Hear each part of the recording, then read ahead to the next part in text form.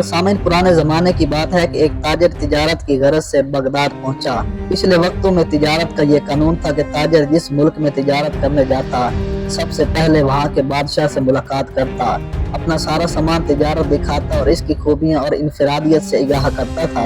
चनाचा इस ताजिर को भी बगदाद पहुँचने के बाद बादशाह के दरबार में पेश कर दिया गया। ताजिर ने बादशाह के हजूर तहाइफ पेश किए, फिर माल तिजारत निकाला और एक एक चीज की खूबी बयान करते हुए दिखाने लगा। हजूर, ये पानी से चलने वाली घड़ी है जो मैंने यूनान से खरीदी है, ये कालीन जो मैंने ईरान से खरीदा है, और ये खालिस रेशम के तार से बना हुआ है। ये कलम मुलाहिजा फरमाइए जो मैंने जापान से बहुत महंगे दामों खरीदा है। ताजिर ने एक एक माल की अहमियत बयान की। बादशाह ने मुस्कुराते हुए कहा, बहुत खूब, तमाम चीजें बहुत आमादा नायाब हैं जो तुमने ईरान, यूनान और जापान से खरीदी हैं, लेकिन ये बताओ तुम्हें हिंदुस्तान में हमारे शान शान कोई चीज नजर आई? ताजिर ने बादशाह को मुतासर करने के लिए कहा, यूँ तो बादशाह सलामत, आपके शान शान बहुत चीजें थी, लेकिन जो चीज मुझे पसंद आई इसको हासिल करने के लिए मुझे कुछ अरसा वहाँ कयाम करना पड़ता, जबकि मेरे पास सिर्फ 2 दिन का वक्त था। बादशाह ने पूछा, अच्छा वो क्या चीज है? ताजिर बोला, जनाब वो एक मोती है, और इसकी खास बात यह है कि वो दूसरों को बांटने से बढ़ता है, उसको कोई चुरा भी नहीं सकता, और उस मोती से बहुत से जेवर भी बनाया कर पहने जा सकते हैं। बादशाह बहुत मुतासिर हुआ और कहने लगा, मैं इसे हासिल करना चाहता हूँ। इसने फौरन अपने खास वजीर को हदायत के साथ रुखसत किया कि वो मोती लेकर ही लौटे। वजीर अपने मकसद के लिए निकल पड़ा।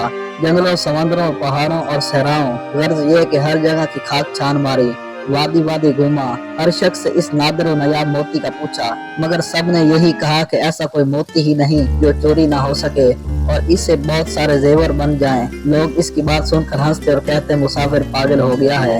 यूं ही बहुत महीने बीत गए, नाउमीदी के साए गहरे होने लगे, लेकिन बादशाह के सामने नाकाम लौटने का खौफ इसको चैन नहीं लेने दे रहा था। वजीर ने हर मुमकिन कोशिश कर दी कि ऐसा मोती मिल जाए, लेकिन न मिला, तो इसने वापसी का इरादा कर लिया। वजीर अपनी नाकामी पर जारो कतार रोता हुआ जंगल से गुजर रहा था। रात काफी हो चुकी थी और वजीर बहुत थक चुका था।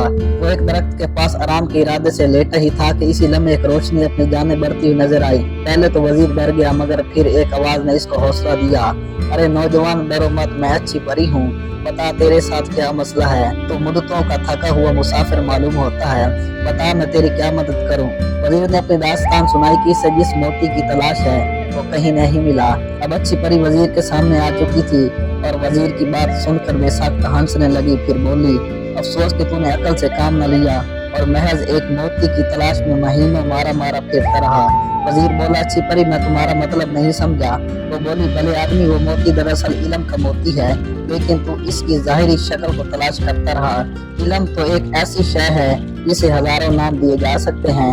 कहीं इसे फलदार दरख्त कहते हैं, तो कभी सूरज से तशबीह देते हैं, और इसे समंदर भी कहा जाता है, लेकिन इसे कोई चुरा नहीं सकता। लेकिन इससे जेवर बनाने वाली सिर्फ। वजीर ने हैरत से पूछा।